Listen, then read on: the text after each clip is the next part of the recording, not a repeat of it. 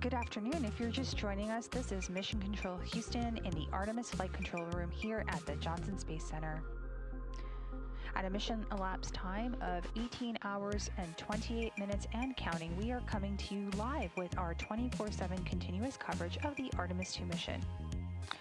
Like I mentioned earlier, we're in a relatively quiet phase of the mission as the crew takes some much-deserved rest after a flurry of flight day activities.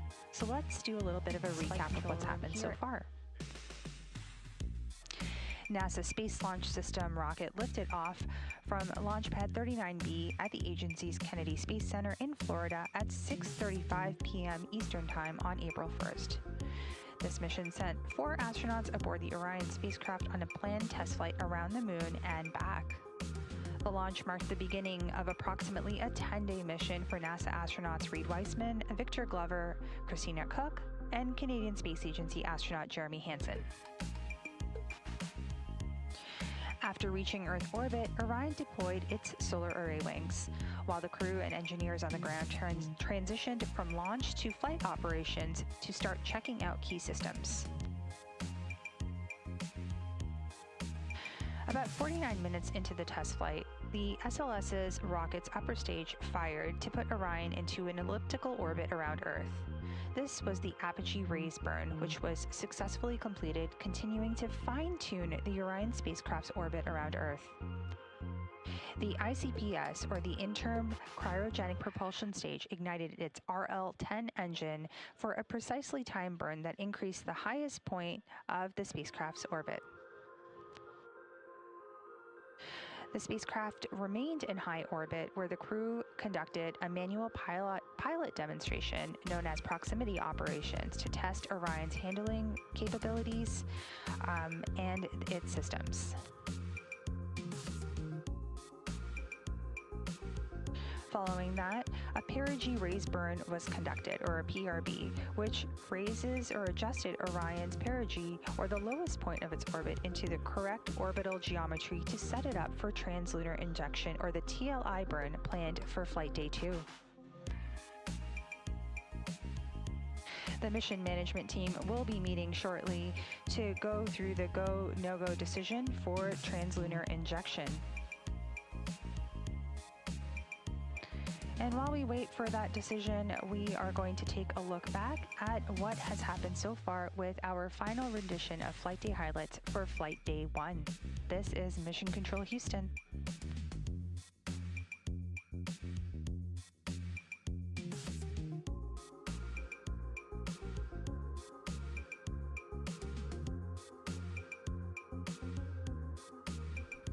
Welcome, and thank you for joining us live from NASA's Kennedy Space Center, where we are beginning a new chapter in America's human spaceflight story. We are so humbled to have thousands of people here in person to witness this, and the many more watching online from around the world. I'm NASA's Megan Cruz, and this is NASA astronaut Nicole Ayers. Thanks, Megan. What a historic day to be here. What a historic day to be here. Obviously, for what we see right behind us here, the SLS rocket and Orion spacecraft on Launch Pad 39B. Artemis II is a nearly 10-day flight test to prove NASA can safely fly astronauts around the moon before attempting to land on it in just 2 years, hopefully. Yes, like you said, it's a test flight, so we're going to put humans on this rocket for the first time ever, and we're going to test out the systems on board and hopefully get around the moon. And in charge of liftoff today is Launch Director Charlie Blackwell Thompson.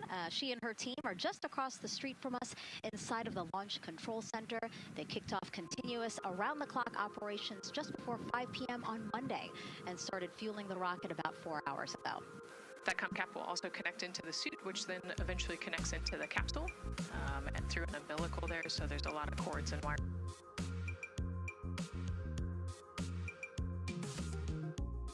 Orion Crew Survival Suits, or OX suits. And so they're worn for launch and reentry or during high-risk or emergency situations. And welcome into Firing Room 1, a historic firing room here at the Kennedy Space Center. Be here reporting what's happening as we lead up to countdown and liftoff of Artemis II. So far, looking pretty good. You see the rocket out there on the pad. It is launch day, and we just got that crew weather brief that you were talking about from Launch Director Charlie Blackwell Thompson to the crew. it looks like a countdown at this point is in good shape, and that's great news. Fueling continues to track well. We just reached all stages replenished. Now, Reed Weissman is a Baltimore native. He's been in space once before as flight engineer for Expedition 41 aboard the International Space Station from May through November 2014. And so now here we are, pilot Victor Glover. NASA selected the California native as an astronaut in 2013. At the time, he was actually serving as a legislative fellow in the United States Senate. His first trip to space was in November 2020 when he launched as pilot of NASA's SpaceX Crew 1 mission. That was the first operational mission of NASA's Commercial Crew program. And so it looks like Christina here has completed her suit leak checks as well, her communication checks too. Yep, they've already got her gloves off. They're getting ready to kind of hang out and relax a little bit, I think, before they walk out. She is a mission specialist for this mission, native of Grand Rapids, Michigan. Was selected to the Astronaut Corps in 2013, so actually same class as Victor. And last but not least, first-time flyer, Canadian Space Agency astronaut Jeremy Hansen will fly to the moon as a mission specialist on the Artemis II mission. The London, Ontario native was selected as an astronaut in 2009. After that, he worked as CATCOM at NASA's Mission Control Center in Houston. The team you see here in this room today has been training extensively to prepare for the highly dynamic phase of flight that begins shortly after engine ignition. Teams here will be monitoring the flight of the Space Launch System, Orion, and of course the Artemis II crew on board as they make their way from the Kennedy Space Center into Earth orbit. Yes, a pre-flight tradition that we have seen with our crewed flights and our astronauts, the card game, Nicole. Yeah, you know, this is a fun time for the crew. Kind of relax a little bit, play a card game with the chief. You can see Scott Tingle there is the dealer today. Looks like they're playing high card wins. So Victor won, he's out, now Jeremy's out.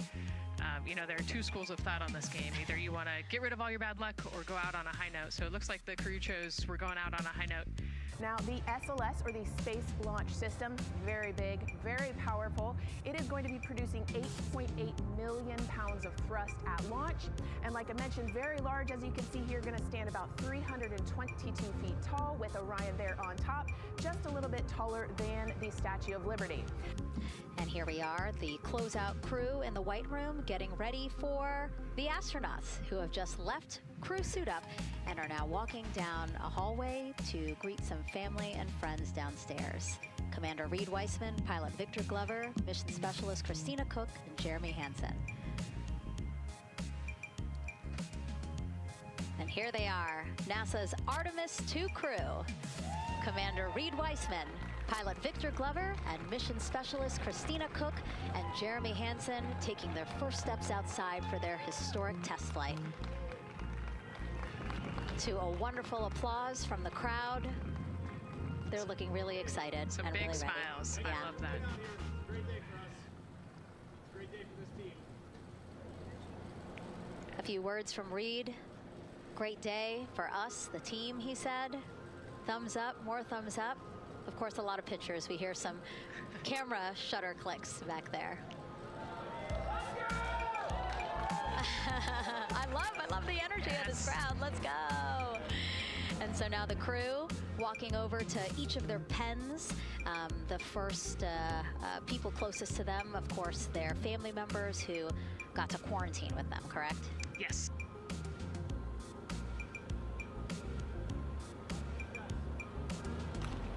You heard Reed there saying thank you guys as the crowd picks up again with their applause and the four of them step into their astrovan.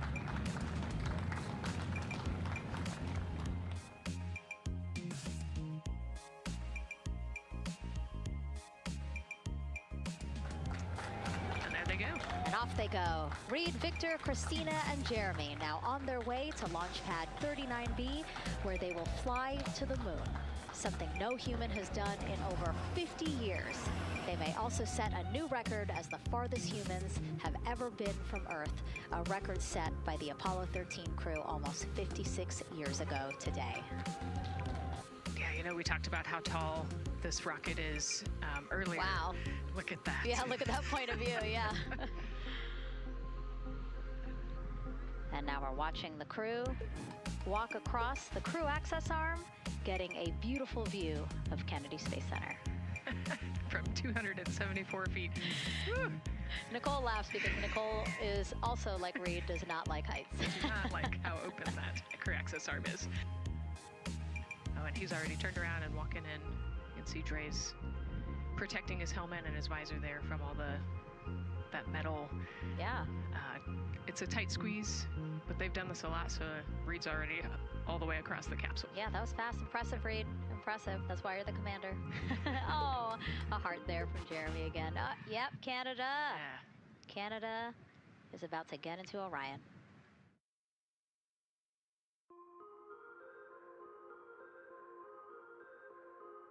This is a camera shot of behind Reed's head. So Reed, while Andre is buckling him in, it's a 5-point harness. Reed was configuring his control panel. Yeah, the displays. We're getting the displays ready so that they can monitor all of the systems and monitor the launch as they go. Christina there signing the wall. That they're working there. There's a heart from Christina Cook. Great to see that as she gets ready to get into the Orion spacecraft, one that they named Integrity. It certainly fits this crew from what I've observed. The drag on camera, like we were saying, that kind of moves around, so sometimes it's hard to show that, so there you have it. You can see that the closeout crew has closed the side hatch. And so right now, that's a panel that they have to close out in order to then close the next hatch, which is the launch abort system hatch. We are currently not working any constraints with regards to the rocket or the ground systems. But the launch team has been made aware of an issue that the range is working. And currently they're monitoring that work that is going on over at the range.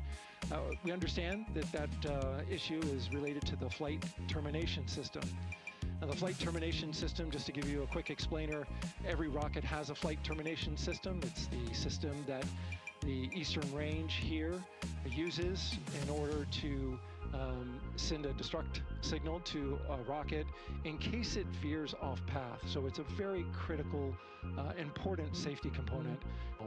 The bottom line of all this is, at this moment, the range is no-go. But that is not stopping us from moving forward in the countdown. We can continue to process and work the countdown. The closeout crew will continue to do their work, and the launch team will continue to do their work as well. We're just getting an update, in fact, about what I was about to report out on the range, and the good news is the range is go. As we see now, live inside of the White Room, at the launch pad, the closeout crew has closed the launch abort system hatch. You saw there, we took it live. It took a lot of them, I think all of them. Except for one. I think it took 3 or 4 of them to push that hatch door closed, and then they felt around the perimeter of the door to make sure that everything was sitting just right. We currently are hearing the launch team is working an issue that was reported out with the LAS. At least there's an issue apparently with a battery on the LAS. The engineer who is in charge of the launch abort system sits on console here, reported that a temperature for one of the 2 LAS batteries is out of range. And although it's not a constraint for launch right now, it would be when that temperature is checked inside of T-minus 6 minutes, which is inside of terminal count. So right now, the team is working some troubleshooting on this issue. Going to follow, of course, along closely with what they learn. But again, a battery temp for one of the 2 batteries on the LAS is out of spec. And the team is working to understand, first of all, whether or not this may be a sensor issue, or is is there an issue with the battery itself? For one big NASA team, one big NASA family, and we have one major message before we launch tonight. Okay, guys, what are we going to say? 1, 2, 3.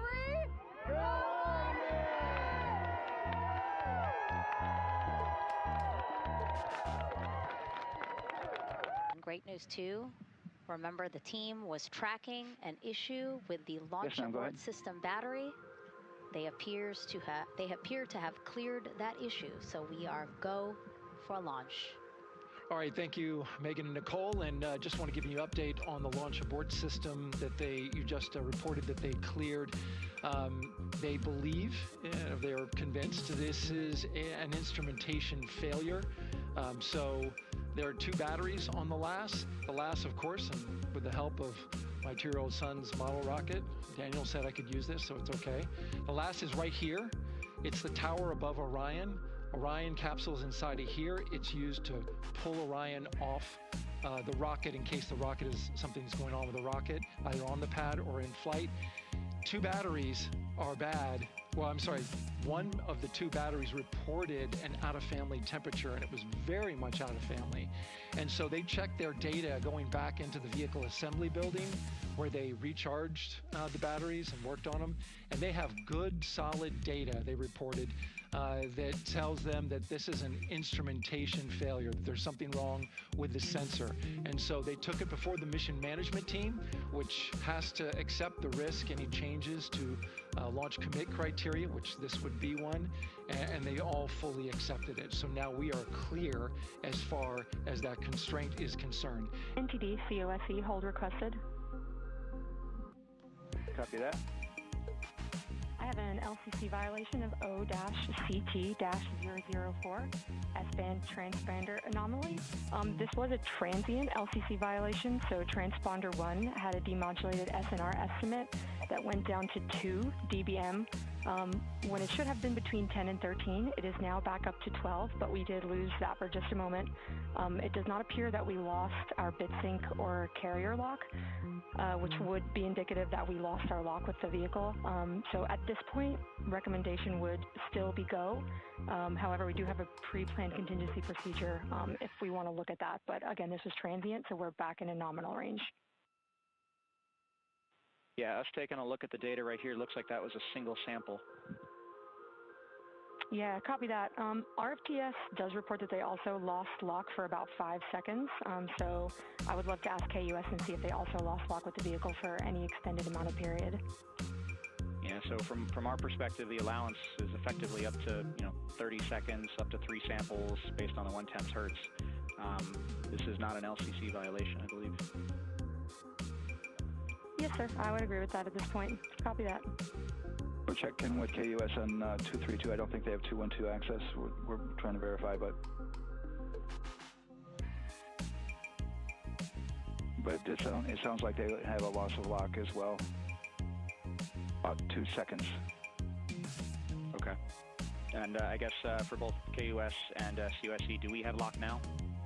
That's affirmed. We do have lock for COSE.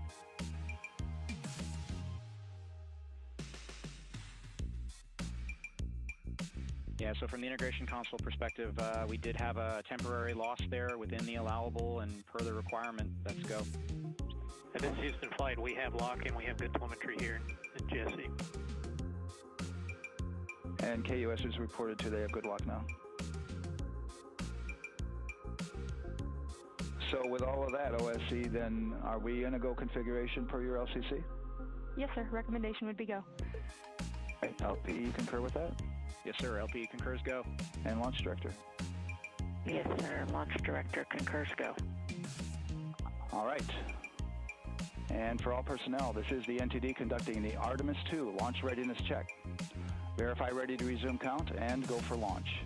OTC. GTC is go. STC. STC is go. GTC. C's go. MCO. CO is go. Safety console. The safety console is go. LPE. LPE's go. RTD. RTD's go. Houston Flight. Houston Flight is go. Rock. Rock is go. And CDR. Crew is go. Copy that. Thank you, Reed. And Launch Director NTD, our launch team is ready to proceed at this time. All right, NTD, I copy all. At this time, I'll perform my poll. Attention on the net. This is the Launch Director performing the final poll for launch. Verify no constraints and go for launch. EGS, Program Chief Engineer. Artemis Chief Engineers are go. Copy, thank you. EGS, Chief Safety Officer. The Artemis CSOs are go. Copy, thank you. Range weather. Launch weather is go. Thank you, LWO. And Artemis MMT Chair. MMTs go. Thank you, John. And Integrity Launch Director. Good here with Charlie PLT. Thank you, Charlie. This is Victor. We are going for our families. MS1. This is Christina. We are going for our teammates. MS2. This is Jeremy. We are going for all humanity. All right, Charlie, your Artemis II crew is go for launch. Full send. I copy that. Reed, Victor, Christina, and Jeremy. On this historic mission, you take with you the heart of this Artemis team, the daring spirit of the American people and our partners across the globe, and the hopes and dreams of a new generation. Good luck. Godspeed, Artemis II. Let's go. Sir, you have a go to proceed with countdown. Copy that. I'll put it in work. CDR, NTD. Go.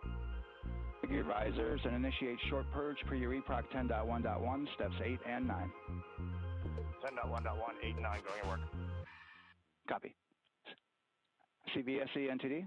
Start and verify recordings of our Orion cameras. You heard an issue, worked in real time with telemetry lock on the Orion. It was transitory, it was very short. They checked the data, confirmed that they had a good lock. This was with the S-band transmitter on the Orion. Worked through that issue, looked at the data, and cleared it. All with the world watching. All right, and we're clear from cutouts. And with that, we're going to resume the clock momentarily. And CGLS, you can resume the clock on your mark. GLS copies. 3, 2, 1, mark. GLS mainline has been initiated. T-minus 10 minutes and counting.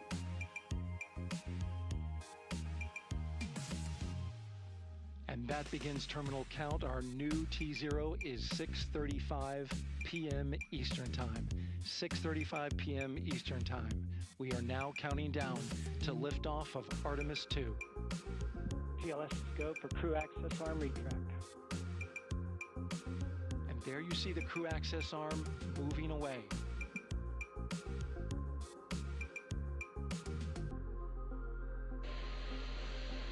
GLS is go for ALS. Great call out. The rocket is on its own. 4 brave explorers ready to ride the most powerful rocket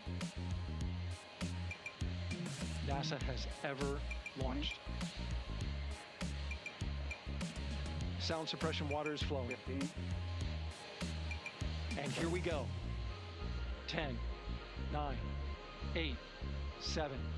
RS-25 engines lit. 4, 3, 2, 1. Booster ignition. And liftoff. The crew of Artemis II now bound for the moon. Humanity's next great voyage begins. Good roll pitch. Roger, roll pitch. Houston now controlling the flight of Integrity on the Artemis II mission around the moon. Integrity, AMT high. AMT high. On time passing 30 seconds into the points. Integrity passes the alternate MECO. Target milestone. Mission Control Houston seeing good performance on the 4 main engines. Space Launch System core stage. Integrity, 3 miles in altitude. Traffic traveling more than 1,200 miles per hour.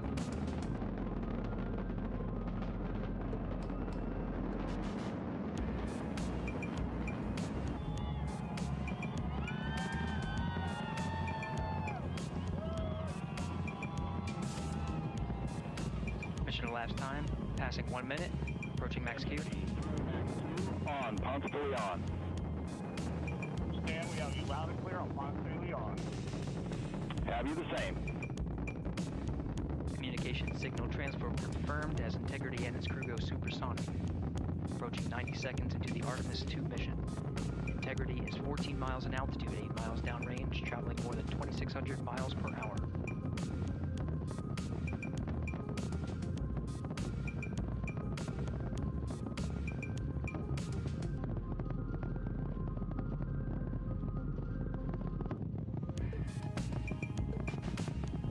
Seconds of mission elapsed time, standing by for main engine throttle down to 85%, ahead of solid rocket booster separation, expected at the 2-minute 9-second mark. We see throttle down.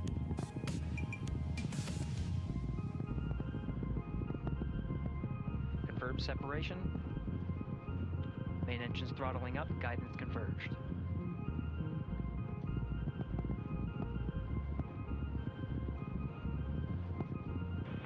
Integrity, guidance converged, performance nominal, upper stage RCS ready. Copy all, Stan. Integrity, SM priming complete. SM priming complete. 3 minutes into the flight, Integrity 49 miles in altitude, 78 miles downrange, now passing 5,000 miles per hour.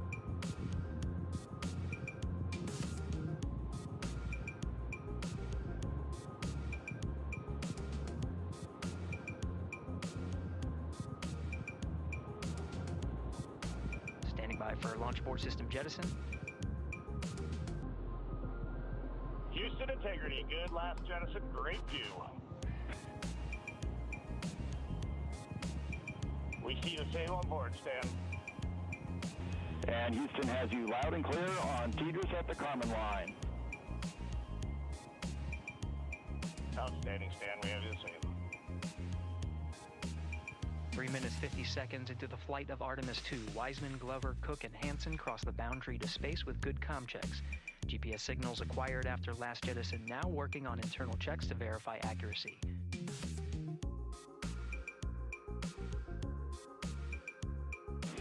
Integrity, GPS processing.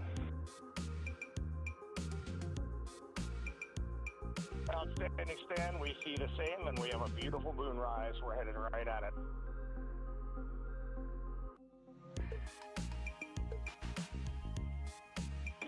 Integrity, and nominal MECO, core stage separated.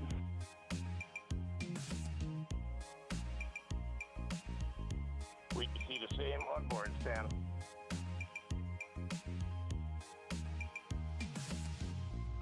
Nine minutes of mission elapsed time, Integrity crew of Reed Wiseman, Victor Glover, Christina Cook, and Jeremy Hansen now in orbit around the Earth at the beginning of their journey to the moon.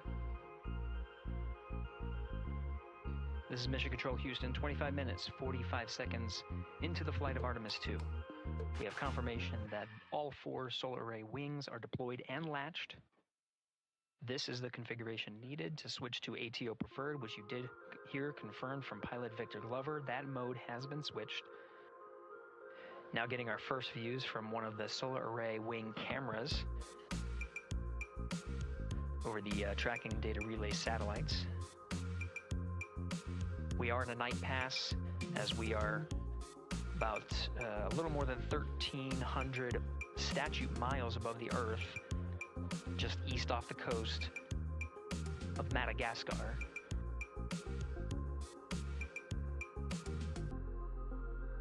You can see the perigee raise maneuver from the main engine of the ICPS firing from the solar array wing. Standing by for confirmation of cutoff.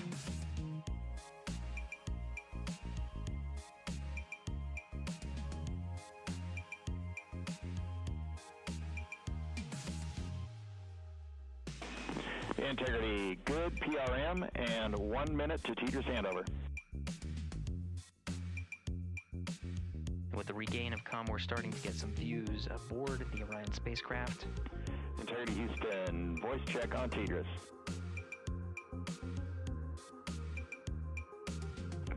Loud and clear, Stan Hollis. And we now have you the same. Good to hear your voice. In the meantime, Mission Specialist Christina Cook working on the activation of some environmental control life support systems and waste management systems. Currently, as teams on the ground analyze some troubleshooting of the activation steps that she was going through, she'll gather some of the backup waste management capabilities that they have aboard Integrity, just as a precaution while the teams assess how to address what was reported down from Mission Specialist Christina Cook on the fault light. At this time, the flight dynamics officer confirms that it was a good burn, so they are on a good trajectory for staying in high Earth orbit for the remainder of this flight day and into next. The high Earth orbit puts them into a 43,730 by 0 statute mile orbit, which orbits the Earth approximately once a day. It's a 23.5-hour orbit. For the first time since they arrived in space, you're looking at a live view of the Artemis II crew in the Orion spacecraft.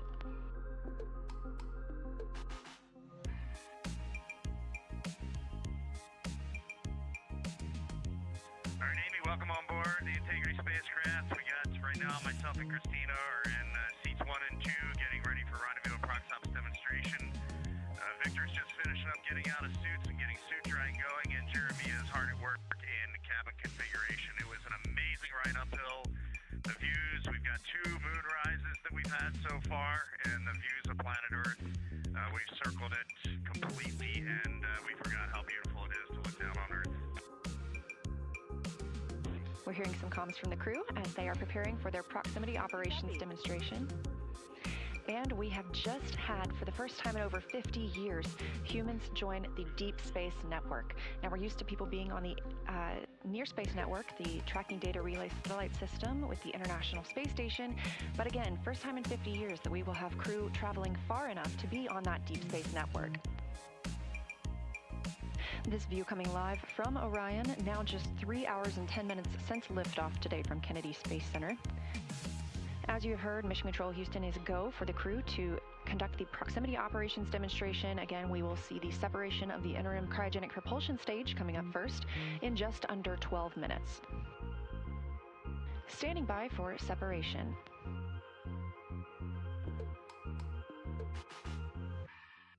Yeah, we have good separation, good motion. We are ATP go. Confirmation, separation from the interim cryogenic propulsion stage. Good motion. Go for 180 pitch, confirmed. Separation confirmed, Houston. Houston copies. All right, here comes the pitch rate.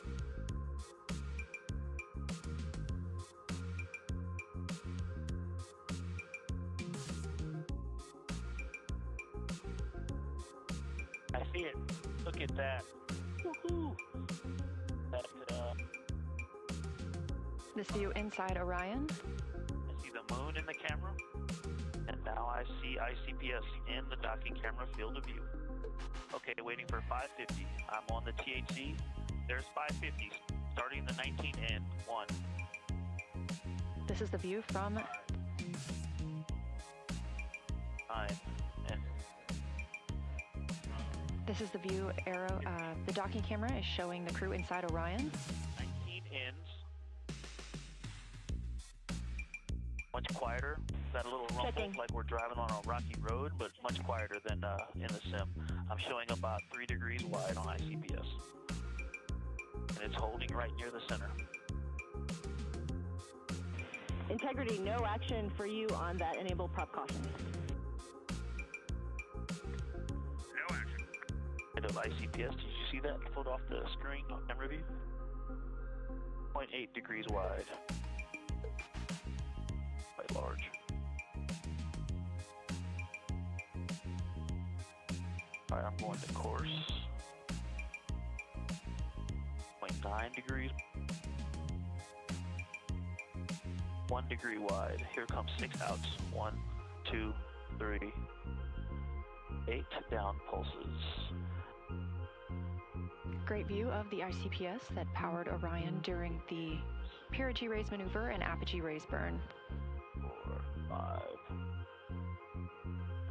8. I can see the side docking target. That is a good looking American flag. Wow.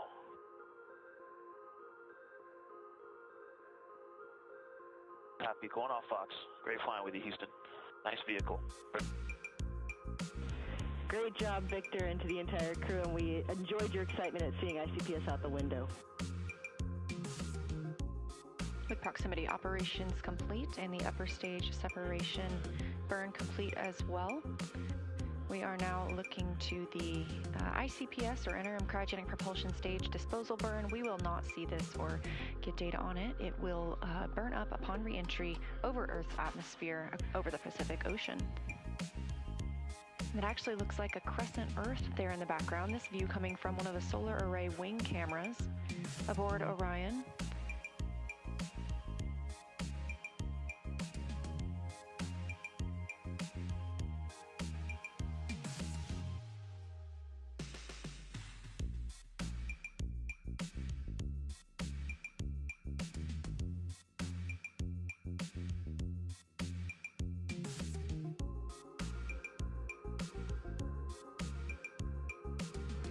Welcome back to live coverage of the Artemis II mission here at the Johnson Space Center. We are coming to you live from the Artemis Flight Control Room.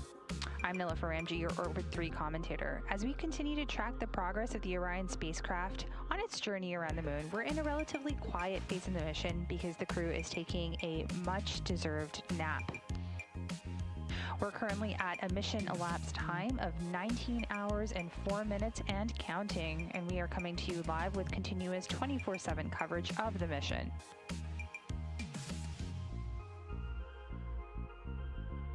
If you're just joining us, the big milestone that we are looking out for next while just before the crew wakes up is that go, no-go decision on TLI, or the translunar injection.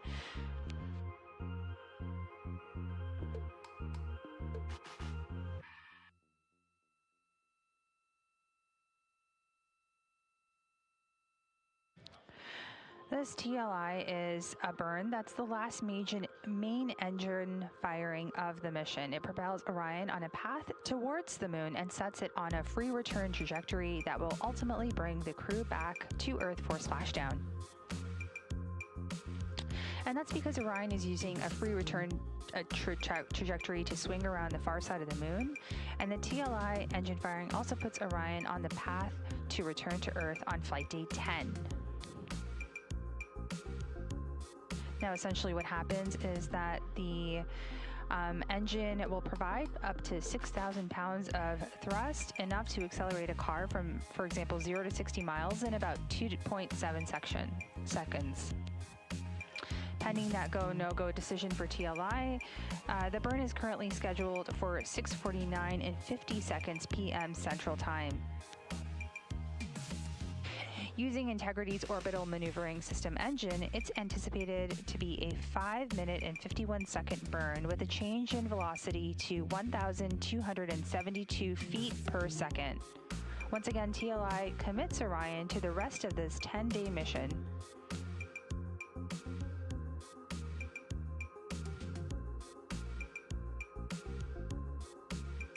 This is Mission Control Houston. We will be back with additional updates.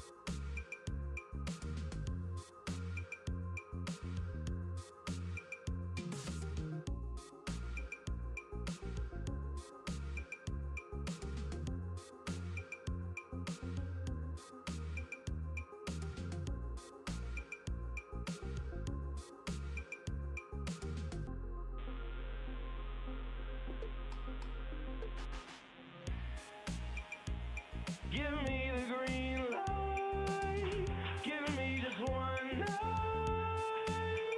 I'm ready to go right now, I'm ready to go right now.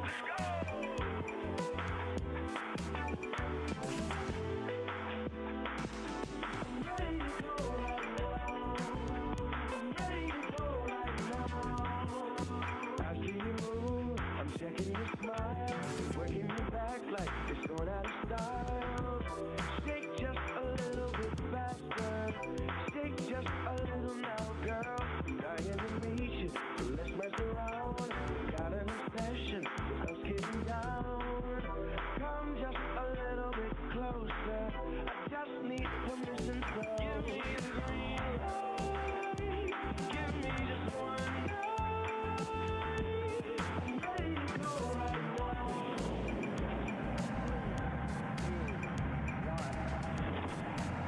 Good morning, Artemis II crew. While you're soaring beyond Earth, we're sending a little piece of home your way. Here are some messages from your NASA team to brighten your flight day. From your friends in the R3 Flight Systems branch, we are go for exercise. Godspeed, Artemis II. Let's go fly from the Orion Engineering team.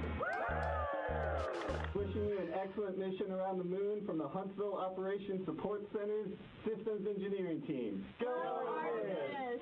From the Marshall Space Flight Center and Science Branch to the crew of Artemis II. We wish you success. Bring back some perspective. We just wanted to wish you a safe trip to the moon from your JSD SWAT team. From the Wallops Island Radar 5 crew, go Artemis, Godspeed. Good luck from your Orion mission planning team. IMAP team wishes you a safe journey. Go Artemis II! From all of us at NASA's Launch Services Program, we're so proud to support the journey to the moon. Go Artemis!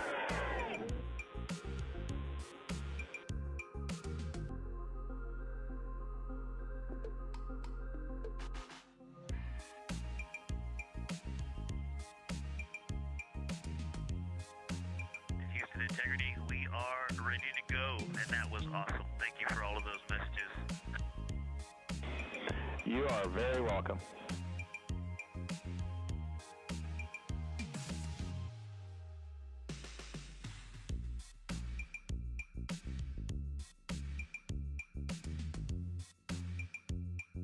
This is Mission Control Houston in the the Artemis Flight Control Room here at the Johnson Space Center. That was today's wake-up call for the Artemis II crew aboard the Integrity spacecraft, marking the start of Flight Day 2 activities.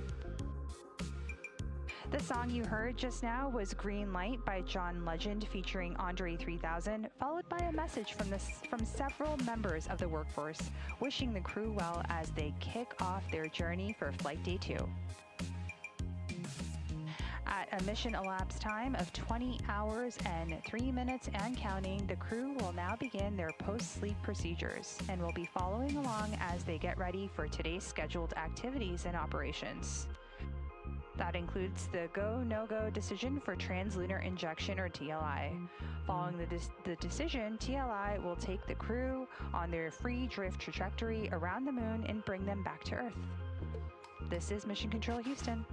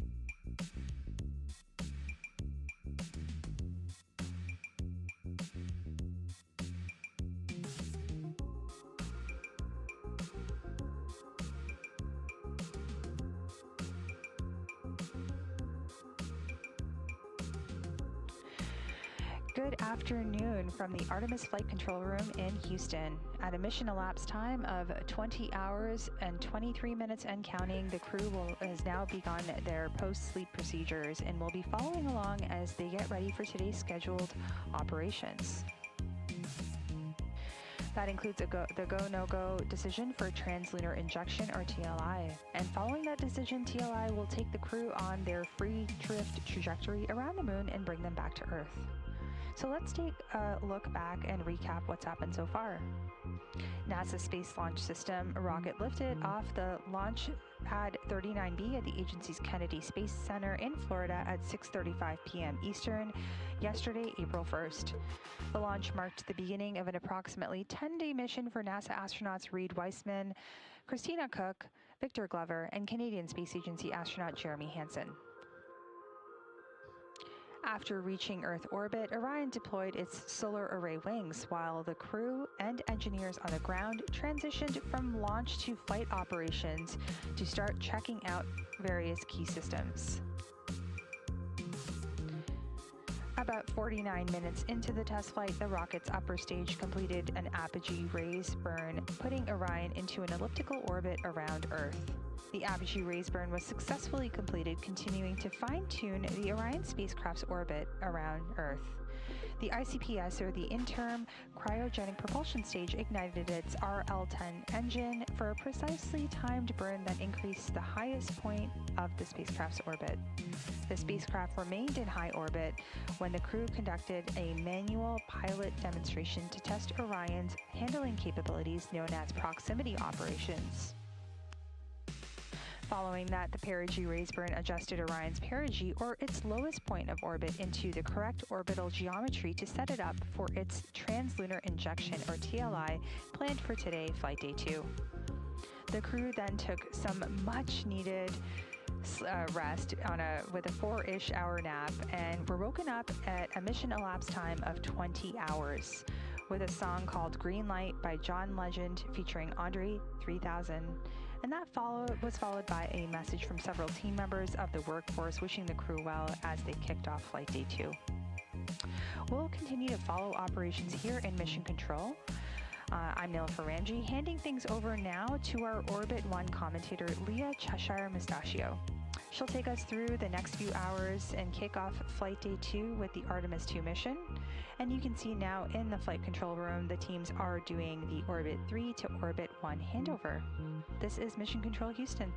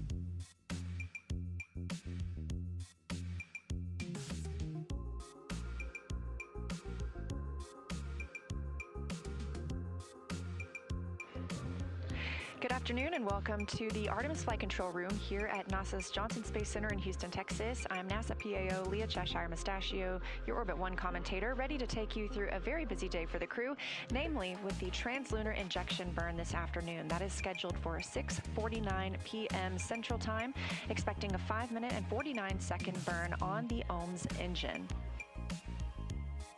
Since launch yesterday from Kennedy Space Center in Florida, the crew has been in a high Earth orbit, allowing them time to check out the systems aboard the Orion spacecraft before committing to flying beyond the moon. Again, today's translunar injection burn will do just that. It'll power the crew and Orion on their trajectory to fly around the moon, and it also serves as their deorbit burn, which will bring them home and splash down off the coast of California in the Pacific Ocean.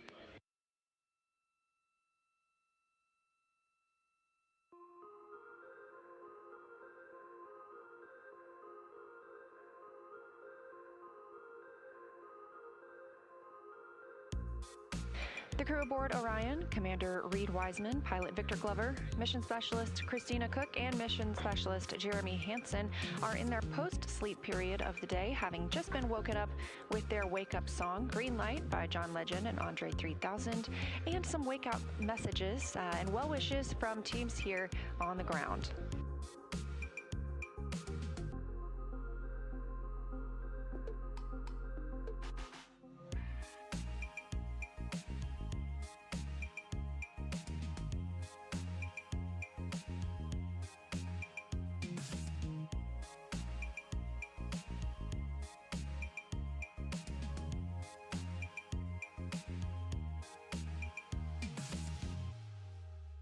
As you can see, we are in a handover period here in the room.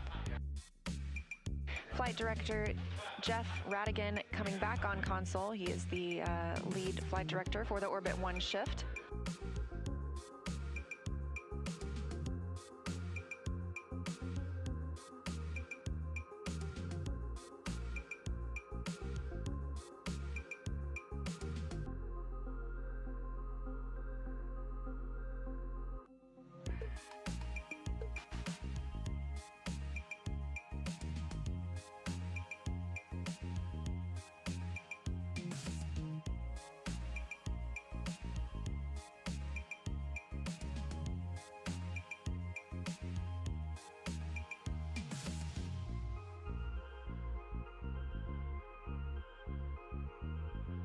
Again, the crew lifted off aboard the Space Launch System rocket yesterday at 6:35 p.m. Eastern Time from Kennedy Space Center in Florida. This is a test flight and the first flight of humans aboard the Orion spacecraft. The spacecraft is currently now over 30,000 miles from Earth. We look to expand that distance today as they leave high Earth orbit and begin their journey to the moon.